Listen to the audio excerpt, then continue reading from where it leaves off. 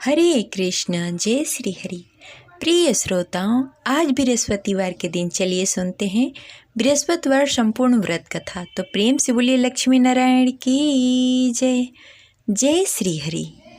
पौराणिक कथा के अनुसार प्राचीन समय की बात है, भारतवर्ष में एक बड़ा ही प्रतापी राजा रहता था। वो बड़ा ही प्रतापी और दानी था। वह नित्य प्रति मंदिर में भगवत दर्शन करने के लिए जाता और ब्राह्मणों और गुरु की सेवा किया करता। उसके द्वार से कोई भी याचक निराश होकर नहीं लौटता।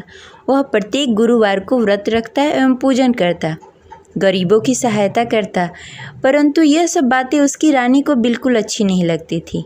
वह न तो व्रत करती और न ही किसी को एक भी पैसा दान में देती थी। वह राजा से भी ऐसा करने को मना किया करती थी। एक समय की बात है, राजा शिकार खेलने के लिए वन को चले गए। घर पर रानी और दासी थी। उस समय गुरु बृहस्पति साधु का रूप धारण करके राजा के दरवाजे पर भिक्षा मांगने के लिए आए। साधु ने रानी से भिक्षा मांगी तो वह कहने लगी, हे साधु महाराज, मैं इस दान पुण्य से तंग आ गई हूँ। इस कार्य के लिए तो मेरे पति ही बहुत हैं। अब आप ऐसी कृपा करें कि सारा धन नष्ट हो जाए तथा मैं आराम से रह सकूं। साधु रूपी बृहस्पति देव ने कहा, हे देवी, तुम तो बड़ी ही विचित्र हो। संतान और धन से कोई दुखी नहीं होता, इसको सभी चाहते हैं। पापी भी धन और पुत्र की इच्छा करता है। अगर तुम्हारे पास धन अधिक है तो भूखे मनुष्यों को भोजन करवाओ, प्याव लगवाओ, ब्राह्मणों को दान दो, धर्मशाला बनवाओ, कुआं, तालाब, बावड़ी, बाग, बगीचे आदि का निर्माण कराओ तथा निर्धन कुंवारी कन्याओं का विवाह करवाओ। साथ ही यज्ञ करो। इस प्रकार के कर्मों से आपके कुल का और आपका नाम परलोक में भी सार्थक होगा एवं तुम्हें स्वर्ग की प्राप्ति होगी। परंतु रानी साधु की इन बातों से खुश नहीं हुई। उसने कहा, हे साधु महाराज, मुझे ऐसी धन की आवश्यकता नहीं है जिसे मैं अन्य लोगों को दान में देती फिरूं, जिसको रखने और संभालने में भी मेरा सारा वक्त निकल जाए। साधु ने कहा, हे देवी, यदि तुम्हारी ऐसी ही इच्छा है तो जैसा मैं तुम्हें बताता हूँ वैसा करना। बृहस्पतिवार के दिन आंगन को गोबर से लीपना और अपने केशों को पीली मिट्टी से धोना। केशों को धोते समय स्नान करना। राजा से कहना कि वो हजामत कराए। भोजन में मांस मदिरा खाना। कपड़े धोबी को धोने के लिए देना। इस प्रकार 7 बृहस्पतिवार को करने से तुम्हारा सारा धन नष्ट हो जाएगा। यह कहकर साधु महाराज रूपी बृहस्पति देव अंतर्ध्यान हो गए। रानी ने साधु के कहने के अनुसार 7 बृहस्पतिवार तक वैसा ही करने का विचार किया। साधु के बताए हुए कार्य करते हुए केवल 3 ही बृहस्पतिवार बीते कि उसकी सारी संपत्ति नष्ट हो गई। भोजन के लिए भी 2 समय परिवार तरसने लगा तथा सांसारिक भोगों से दुखी रहने लगा। तब राजा रानी से कहने लगा कि हे रानी, तुम यहाँ पर रहो, मैं दूसरे देश जा रहा हूँ। क्योंकि यहाँ पर मुझे सभी मनुष्य जानते हैं, इसलिए मैं यहाँ कोई कार्य नहीं कर सकता। मैं अब परदेश जा रहा हूँ, वहाँ कोई काम धंधा करूँगा, शायद हमारे भाग्य बदल जाए। ऐसा कहकर राजा परदेश को चला गया। वो वहाँ जंगल से लकड़ियाँ काट कर लाता और शहर में बेचता। इस तरह जीवन व्यतीत करने लगा। इधर राजा के बिना रानी और दासी दुखी रहने लगी। किसी दिन भोजन मिलता और किसी दिन जल पीकर ही रहना पड़ता। एक दिन रानी और दासी को भोजन किए बिना 7 दिन व्यतीत हो गए। तो रानी ने अपनी दासी से कहा, हे दासी, यहाँ पास के नगर में मेरी बहन रहती है। वह बड़ी ही धनवान है। तुम उसके पास जाओ और वहाँ से 5 सेर बेजल मांग के लाओ, जिससे कुछ समय के लिए गुजारा हो जाएगा। दासी रानी के बहन के पास गई। रानी की बहन उस समय पूजा कर रही थी। बृहस्पतिवार का दिन था। दासी ने रानी की बहन से कहा, हे रानी, मुझे आपकी बहन ने भेजा है, मुझे 5 सेर बेजल दे दो। दासी ने यह बात अनेक बार कही, परंतु रानी की बहन ने कोई उत्तर नहीं दिया, क्योंकि वह उस समय बृहस्पतिवार का कथा सुन रही थी। जब दासी को रानी की बहन की कोई उत्तर नहीं मिला तो वह बहुत ही दुखी हुई। उसे क्रोध भी आया। वह लौटकर रानी से बोली, हे रानी, आपकी बहन बहुत ही घमंडी है। वह छोटे लोगों से बात नहीं करती। मैंने उससे कहा, उसने कोई उत्तर नहीं दिया। मैं वापस चली आई। रानी बोली, हे दासी, उसमें उसकी कोई गलती नहीं है। जब बुरे दिन आते हैं तब कोई असहारा नहीं देता। अच्छे बुरे का पता विपत्ति में ही लगता है। जो ईश्वर की इच्छा होगी वही होगा, यह सब हमारे भाग्य का दोष है। उधर रानी की बहन ने सोचा कि मेरी बहन की दासी आई हुई थी, परंतु मैं उससे नहीं बोली, इससे वह बहुत दुखी हुई होगी। अतः कथा सुन बृहस्पति भगवान का पूजन समाप्त करके अपनी बहन के घर गई और कहने लगी, हे बहन, मैं बृहस्पतिवार का व्रत कर रही थी, तुम्हारी दासी हमारे घर आई थी, परंतु जब तक हम कथा सुनते हैं तब तक हम लोग न उठते हैं न किसी से बातें करते हैं, इसलिए मैं नहीं बोली। कहो दासी क्यों गई थी? रानी बोली, बहन, हमारे घर अनाज नहीं था। वैसे तुमसे कोई बात छिपी नहीं है, इस कारण मैंने दासी को तुम्हारे पास 5 सर बेजल के लिए भेजा था। रानी की बहन बोली, बहन देखो, बृहस्पति भगवान सबकी मनोकामनाएं पूर्ण करते हैं, देखो शायद तुम्हारे घर में कहीं अनाज रखा हो। यह सुनकर दासी घर के अंदर गई, वहाँ से उसे एक घड़ा बेजल का भरा हुआ मिल गया। उसे बड़ी हैरानी हुई क्योंकि उसके एक एक बर्तन देख लिया था। उसने बाहर आकर रानी को बताया। दासी अपने रानी से कहने लगी, हे रानी देखो, वैसे हमको जब अन्न नहीं मिलता तो हम रोज ही व्रत करते, अगर इनसे इस व्रत की विधि और कथा पूछ ली जाए तो हम भी इस व्रत को किया करेंगे। दासी के कहने पर रानी ने अपनी बहन से बृहस्पतिवार के व्रत के बारे में पूछा। उसकी बहन ने बताया, हे रानी बहन, बृहस्पतिवार को सूर्योदय से पूर्व उठकर स्नान आदि से निवृत्त होकर बृहस्पतिवार का व्रत करना चाहिए, लेकिन उस दिन सिर नहीं धोना चाहिए। बृहस्पतिवार के व्रत में चने की दाल और मुनक्के से विष्णु भगवान और केले के वृक्ष की जड़ की पूजन करनी चाहिए तथा दीपक जलाएं। उस दिन एक ही समय भोजन करें, भोजन पीले खाद्य पदार्थ का करें तथा कथा सुनें। इस प्रकार करने से गुरु भगवान प्रसन्न होते हैं और अन्न पुत्र धन देते हैं। इस प्रकार व्रत और पूजन की विधि बताकर रानी की बहन अपने घर को लौट गई। रानी और दासी दोनों ने ही निश्चय किया कि वे बृहस्पति भगवान का पूजन जरूर करेंगी। 7 दिन बाद जब बृहस्पतिवार आया तो दोनों ने व्रत रखा। घुड़सार में जाकर चना और गुड़ बीन लाई तथा उसकी दाल से केले की जड़ में विष्णु भगवान का पूजन किया। अब भोजन कहाँ से आए? दोनों बड़ी ही दुखी हुई, परंतु उन्होंने व्रत किया था, इस कारण बृहस्पति देव भगवान प्रसन्न थे। वे एक साधारण व्यक्ति के रूप में 2 थालों में सुंदर पीला भोजन लेकर आए और दासी को देकर बोले, हे दासी, यह भोजन तुम्हारे और रानी के लिए है, तुम दोनों करना। दासी भोजन पाकर बड़ी ही प्रसन्न हुई और रानी से बोली, रानी जी भोजन कर लो। रानी को भोजन आने के बारे में कुछ पता नहीं था, इसलिए वह दासी से बोली, जा तू ही भोजन कर ले, क्योंकि तू हमारी व्यर्थ में हंसी उड़ाती है। दासी बोली, एक व्यक्ति अभी भोजन देकर गए हैं। रानी कहने लगी, वह भोजन तेरे लिए दे गए होंगे, तू ही भोजन कर ले। दासी ने कहा, वह व्यक्ति हम दोनों के लिए भोजन की थाली लेकर आए हैं, इसलिए मैं और आप दोनों ही साथ भोजन करेंगी। फिर दोनों ने गुरु भगवान का नमस्कार किया और भोजन प्रारंभ किया। उसके बाद से वे प्रत्येक बृहस्पतिवार को गुरु भगवान का व्रत और पूजन करने लगी। बृहस्पति भगवान की कृपा से उसके पास धन हो गया, परंतु रानी फिर पहले की तरह आलस्य करने लगी। तब दासी बोली, देखो रानी, तुम पहले भी इस प्रकार का आलस करती थी, तुम्हें धन को रखने में कष्ट होता था, इस कारण सभी धन नष्ट हो गए। अब गुरु भगवान की कृपा से धन मिला है तो फिर तुम्हें आलस्य होता है। बड़ी मुसीबतों के बाद हमने यह धन पाया है, इसलिए हमें दान पुण्य करना चाहिए। तुम भूखे मनुष्यों को भोजन कराओ, प्याव लगवाओ, ब्राह्मणों को दान दो, कुआं, तालाब, बावड़ी आदि का निर्माण कराओ, मंदिर पाठशाला बनवाओ, दान दो, कुंवारी कन्याओं का विवाह करवाओ। धन को शुभ कार्यों में खर्च करो, जिससे तुम्हारे कुल और यश बढ़े तथा स्वर्ग की प्राप्ति हो और पितृ प्रसन्न हो। दासी की इन बातों को मानकर रानी ने इसी प्रकार का कार्य करना प्रारंभ कर दिया, जिससे उसका काफ़ी यश फैलने लगा। एक दिन रानी और दासी आपस में विचार करने लगी, न जाने राजा किस दशा में होंगे, उनकी कोई खोज खबर नहीं है। गुरु भगवान से उन्होंने प्रार्थना की और भगवान ने रात्रि में राजा को स्वप्न में कहा, हे राजा, उठ, तेरी रानी तुझे याद करती है, अब अपने देश को लौट जा। राजा प्रातःकाल उठकर जंगल से लकड़ियाँ काटकर लाने के लिए जंगल की ओर चल पड़ा। जंगल में गुजरते हुए वह सोचने लगा, रानी की गलती से कितने दुख भोगने पड़े। राजपाट छोड़कर जंगल में आकर रहना पड़ा। जंगल में लकड़ियां काटकर उन्हें बेचकर गुजारा करना पड़ा। उसी समय उस जंगल में बृहस्पति देव साधु के रूप में प्रकट हुए और राजा से पूछने लगे, हे लकड़हारे, तू इस सुनसान जंगल में किस चिंता में बैठा है, मुझे बताओ।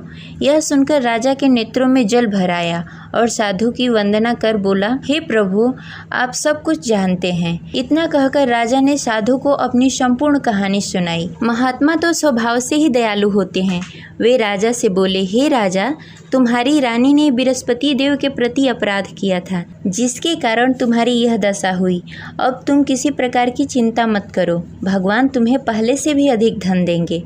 देखो, तुम्हारी पत्नी ने बृहस्पतिवार का व्रत करना प्रारंभ कर दिया है। अब तुम भी बृहस्पतिवार के दिन व्रत रखो। चने की दाल और गुड़ जल के लोटे में डालकर केले के पत्ते में विष्णु भगवान का पूजन करो। फिर कथा कहो या सुनो, भगवान तुम्हारी सब मनोकामनाएं पूर्ण करेंगे। साधु को प्रसन्न देखकर राजा बोला, हे प्रभु, मुझे लकड़ी बेचकर इतना पैसा भी नहीं बचता जिससे भोजन करने के उपरांत कुछ बचा सकूं। मैंने रात्रि में अपनी रानी को व्याकुल देखा। मेरे पास कोई साधन नहीं जिससे समाचार जान सकूं। फिर मैं बृहस्पतिवार की कौन सी कहानी कहूं या सुनूं, मुझको तो कुछ भी मालूम नहीं है। साधु ने कहा, हे राजा, तुम किसी बात की चिंता मत करो। बृहस्पतिवार के दिन तुम रोजाना की तरह लकड़ियाँ लेकर शहर जाओ। तुम्हें रोज से दुगना धन प्राप्त होगा, जिससे तुम भली भांति भोजन कर लोगे तथा बृहस्पति देव की पूजा सामग्री भी लेकर आओगे। बृहस्पति देव की कथा इस प्रकार है। प्राचीन काल में एक बहुत ही निर्धन ब्राह्मण था। उसके घर में कोई संतान नहीं थी। वह नित्य प्रति पूजा पाठ करता, परंतु उसकी स्त्री बहुत ही मलिनता के साथ रहती। वह न स्नान करती, न ही किसी देवता का पूजन करती। प्रातःकाल उठते ही सर्वप्रथम भोजन करती, बाद में कोई अन्य कार्य करती। ब्राह्मण देवता बहुत ही दुखी रहते थे। पत्नी को बहुत समझाते, किंतु उसका कोई परिणाम नहीं निकलता। भगवान की अनुकंपा से एक समय ब्राह्मण की पत्नी गर्भवती हुई और 10वें महीने एक सुंदर कन्या को जन्म दिया। निर्धन ब्राह्मण कन्या के जन्म से बहुत दुखी हुआ। धीरे धीरे ब्राह्मण की कन्या बड़ी होने लगी। बचपन से ही उस कन्या की रुचि भगवान विष्णु की पूजा में थी। वह प्रातः उठती, स्नान ध्यान करती, उसके बाद भगवान विष्णु की पूजा करती और मंदिर में जाती। बृहस्पतिवार को व्रत करके विधि विधान पूर्वक पूजा पाठ करती। पूजा पाठ के बाद वह पढ़ने के लिए पाठशाला जाती। घर से चलते समय वह मुट्ठी भर जौ साथ में लेकर जाती और पाठशाला के रास्ते में थोड़ी थोड़ी जौ गिराते जाती। जब पाठशाला से लौटकर आती, जौ के दाने सोने में बदल जाते। लड़की सभी सोने के दाने बीन लाती। एक दिन जब वह सोने के दानों को साफ कर रही थी, तो उसकी माँ ने कहा, बेटी, सोने के दाने साफ करने के लिए सोने का सूप भी होना चाहिए। अगले दिन बृहस्पतिवार था।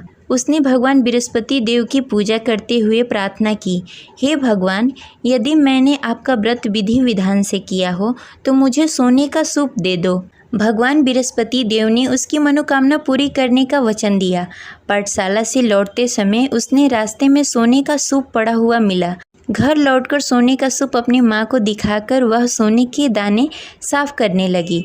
उसी समय नगर का राजकुमार उसके घर के पास से गुजर रहा था। उस सुंदर लड़की को सोने के सूप में जौ साफ करते देख राजकुमार उस पर मोहित हो गया। राजकुमार ने अपने पिता से उस लड़की से विवाह करने की इच्छा प्रकट की।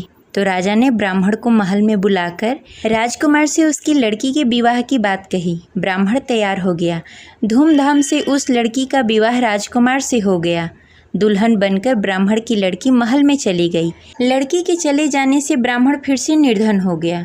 उसे कई कई दिनों तक बिना भोजन के रहना पड़ा। बहुत दुखी होकर ब्राह्मण एक दिन अपनी लड़की के पास गया। अपने पिता से निर्धनता का समाचार सुनकर उसे बहुत सारा धन देकर पिता को विदा किया। उस धन से ब्राह्मण का कुछ दिनों तक आराम से गुजारा हुआ, लेकिन जल्द ही फिर भूखों मरने की हालत हो गई। ब्राह्मण अपनी लड़की से धन लेने के लिए फिर महल में पहुंचा। लड़की ने पिता की बुरी हालत देखकर कहा, पिताजी, आखिर आप कब तक मुझसे धन लेकर जीवन व्यतीत करेंगे? आप कोई ऐसा उपाय क्यों नहीं करते जिससे आपका घर धन धान से भर जाए? ब्राह्मण ने कहा, मैंने तेरी माँ को बहुत समझाने की कोशिश की, पर उसकी समझ में कुछ नहीं आता। उसकी फुहड़ता नष्ट हो तब तो घर की निर्धनता दूर हो। तब कुछ सोचकर लड़की ने पिता से कहा, पिताजी, आप कुछ दिनों के लिए माँ को मेरे पास छोड़ जाओ। तब कुछ सोचकर ब्राह्मण ने पत्नी को लड़की के पास महल में छोड़ दिया।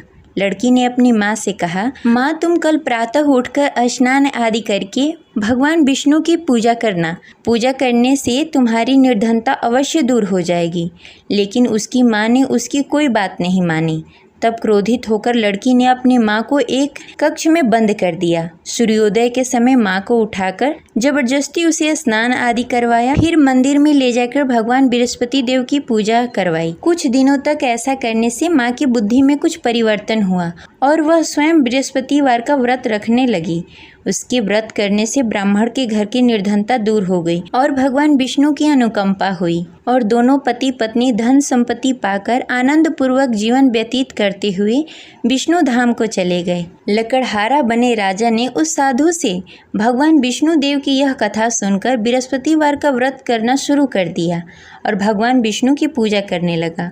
उस दिन से उसके सभी क्लेश दूर हो गए। लेकिन अगले बृहस्पतिवार को कामकाज में अधिक व्यस्त होने के कारण उसने भगवान बृहस्पति देव का व्रत नहीं किया। भगवान बृहस्पति देव लकड़हारे से क्रोधित हो गए और उसे भूल की सजा दी। उस दिन नगर के राजा ने नगर में घोषणा करके सबको सूचित किया कि प्रत्येक नागरिक मेरे महल में भोजन करने आए। जो नहीं आएगा उसे अपराधी मानकर भारी दंड दिया जाएगा। लकड़हारा बने राजा ने उस नगर के राजा की घोषणा तो सुनी, लेकिन जंगल से लकड़ी काटकर लाने और उसे बेचने में देरी हो जाने के कारण वह समय पर महल में भोजन करने नहीं पहुंच सका। अतः राजा के सैनिक लकड़हारे को पकड़कर महल में ले गए। राजा ने उसे महल के एक कक्ष में बैठाकर भोजन कराया। उस कक्ष में एक खुट्टी पर रानी का सोने का हार लटका हुआ था। लकड़हारा अकेला उस कक्ष में भोजन कर रहा था। तभी उसने एक आश्चर्यजनक घटना देखी। देखते ही देखते वह खूंटी हार को निगल गई। थोड़ी देर बाद जब राजा ने हार को गायब देखा तो लकड़हारे को कारावास में डाल दिया। लकड़हारा मन ही मन अपने भाग्य को कोसने लगा। तभी उसे जंगल में मिले साधु का स्मरण हुआ। थोड़ी देर में भगवान बृहस्पति देव सन्यासी के रूप में उसके सामने प्रकट हुए और कहा, हे लकड़हारे, तूने भगवान बृहस्पति देव की पूजा नहीं की, इसी कारण तुम्हें कष्ट हो रहा है। लेकिन अब चिंता मत करो, बृहस्पतिवार के दिन कारागार के दरवाजे पर तुम्हें कुछ पैसे पड़े हुए मिलेंगे। उन पैसों से भगवान बृहस्पति देव का व्रत करके उनकी पूजा करोगे तो तुम्हारे सारे दुख दूर हो जाएंगे। फिर बृहस्पतिवार के दिन दरवाजे पर पड़े पैसे राजा को मिले, जिससे उसने चने की दाल, गुड़, मुनक्का मंगाकर भगवान बृहस्पति देव की कथा कही और व्रत किया, जिससे भगवान बृहस्पति देव प्रसन्न होकर उस नगर के राजा को स्वप्न में लकड़हारे को मुक्त करने को कहा। सुबह राजा ने आकर अपने कक्ष में देखा कि खूंटी पर हार टंगा हुआ है। राजा ने लकड़हारे को मुक्त कर दिया, उसे धन और आभूषण देकर विदा किया। लकड़हारा बना राजा उस नगर से चलकर अपने नगर की तरफ चल दिया। जब राजा अपने नगर में पहुंचा तो उसने देखा उस नगर में कुएं, धर्मशाला, बाग बगीचे देखकर बहुत प्रसन्न हुआ। राजा ने किसी से पूछा, ये कुएं, धर्मशाला किसने बनवाए? सबने उसे बताया कि ये सब रानी और दासी ने बनवाए हैं। राजा जब महल में पहुंचे तो रानी ने उनका भव्य स्वागत किया। तब राजा ने निश्चय किया कि सप्ताह में एक बार तो सभी बृहस्पतिवार का व्रत तथा पूजन कर सकते हैं, परंतु मैं प्रतिदिन व्रत किया करूँगा तथा दिन में 3 बार कथा कहूँगा। अब राजा हर समय दुपट्टे में चने की दाल बांधकर रखते तथा दिन में 3 बार बृहस्पतिवार का कथा कहते। कुछ दिनों के बाद राजा को अपनी बहन की याद आई। एक दिन घोड़े पर सवार होकर राजा अपनी बहन से मिलने के लिए चल दिया। अभी राजा नगर के बाहर ही पहुंचा था कि उसने देखा कि कुछ लोग एक 100 को ले जा रहे हैं। राजा को स्मरण हुआ कि आज उसने किसी को बृहस्पतिवार का व्रत कथा नहीं सुनाया। राजा ने उन लोगों से रोककर कहा, भाइयों, आप 100 ले जाने से पहले मुझसे बृहस्पतिवार का कथा सुन लो। लोगों ने राजा पर क्रोधित होते हुए कहा, तुम पागल तो नहीं हो? लेकिन कुछ बड़े बुजुर्ग लोगों ने कहा, अच्छा भाई, तुम साथ में चलते चलते अपनी कथा भी सुनाते रहो। राजा ने चलते चलते आधी ही कथा सुनाई थी कि 100 हिलने लगा। राजा की पूरी कथा समाप्त होते ही सब उठकर बैठ गया। लोगों ने हैरानी से दांतों तले उंगली दबाई और अगले बृहस्पतिवार को भगवान बृहस्पति देव का व्रत करने व कथा सुनने का निश्चय कर लिया। अब घोड़े पर सवार होकर राजा चलते हुए एक किसान के पास पहुंचा। किसान अपने खेत में हल चला रहा था। राजा ने कहा, अरे भाई, मुझसे बृहस्पतिवार का कथा सुन लो। किसान झुंझलाकर बोला, अरे भाई, देख नहीं रहे, जितनी देर मैं तुम्हारी कथा सुनूंगा उतनी देर में तो पूरी खेत में हल चला लूंगा। राजा निराश होकर चला गया। तभी किसान का बैल लड़खड़ा के गिर गया और किसान के पेट में भी जोरों से दर्द होने लगा। जब उसकी पत्नी वहां आई तब उसने पूछा कि क्या हुआ। किसान ने घुड़सवार की पूरी कहानी सुनाई कि पत्नी दौड़ती हुई राजा के पास पहुंची और हाथ जोड़कर बोली, भैया, मैं तुम्हारी कथा सुनने के लिए तैयार हूँ। राजा ने उसके साथ खेत पर पहुंचकर बृहस्पतिवार की कथा सुनाई। तभी बैल भी उठकर खड़ा हो गया और किसान के पेट का दर्द भी तुरंत ठीक हो गया। राजा वहां से अपने घोड़े पर सवार होकर अपने बहन के घर पहुंचा। तब राजा की वहां बहुत आव भगत हुई। अगले दिन सुबह उठकर राजा ने देखा घर के सभी लोग भोजन कर रहे हैं। किसी भूखे को बृहस्पतिवार का कथा सुनाए बिना राजा कभी भोजन नहीं करता था। उसने बहन से कहा, बहन, क्या घर में कोई ऐसा व्यक्ति है जिसने भोजन नहीं किया हो? उसकी बहन ने बोला, भैया, हमारे घर तो क्या, आपको पूरे नगर में कोई ऐसा व्यक्ति नहीं मिलेगा जिसने सुबह सुबह भोजन नहीं किया हो। तब राजा ने बहन के घर से निकलकर उस नगर में बिना भोजन किए हुए व्यक्ति की तलाश करनी शुरू की। एक गडेरिये के घर में उसका बेटा बीमार होने के कारण भूखा रह गया था। राजा ने उसको जाकर बृहस्पतिवार का कथा सुनाया। कथा सुनते सुनते गडेरिये की बेटे की बीमारी भी ठीक हो गई। सबने राजा की बहुत प्रशंसा की। एक दिन राजा ने अपनी बहन से कहा, बहन, अब हम अपने घर जाना चाहते हैं, तुम भी हमारे साथ चलो, कुछ दिन वहाँ रहकर लौट कर आना। राजा की बहन ने अपनी सास से पूछा तो सास ने ताने देते हुए कहा, बहू, मायके जाना हो तो अकेली जाना, मेरे पोतों को लेकर नहीं जाना। तुम्हारे भाई की कोई संतान नहीं है, कहीं तुम्हारी भाभी मेरे पोतों को भी जादू टोना न कर दे। दूसरे कक्ष में बहन की सास की बातें सुनकर राजा दुखी मन से अकेले ही अपने नगर को लौट गया। रानी ने राजा से कहा, आप तो अपनी बहन को साथ लाने गए थे, फिर बहन को साथ क्यों नहीं लेकर आए? तब राजा ने दुखी होते हुए कहा, रानी, हम निसंतान हैं, इसलिए कोई हमारे घर आना पसंद नहीं करता। रानी ने राजा को समझाते हुए कहा, मैं बृहस्पति देव ने सब कुछ दिया है, अब भगवान बृहस्पति देव हमें संतान भी अवश्य देंगे।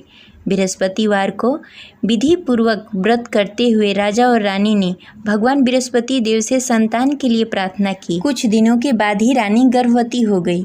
10वें महीने रानी ने एक सुंदर बालक को जन्म दिया। राजा रानी जीवन पर्यंत बृहस्पतिवार का व्रत करते रहे। उनके घर में धन धान्य की वर्षा होती रही। इस तरह अनंत पूरक जीवन यापन करते हुए राजा रानी भगवान बृहस्पति देव की अनुकंपा से मोक्ष को प्राप्त हो गए। बृहस्पतिवार को विधि पूर्वक व्रत करके जो स्त्री पुरुष भगवान विष्णु की पूजा करते हैं, उनकी सभी मनोकामनाएं पूर्ण होती है। जय बृहस्पति देव।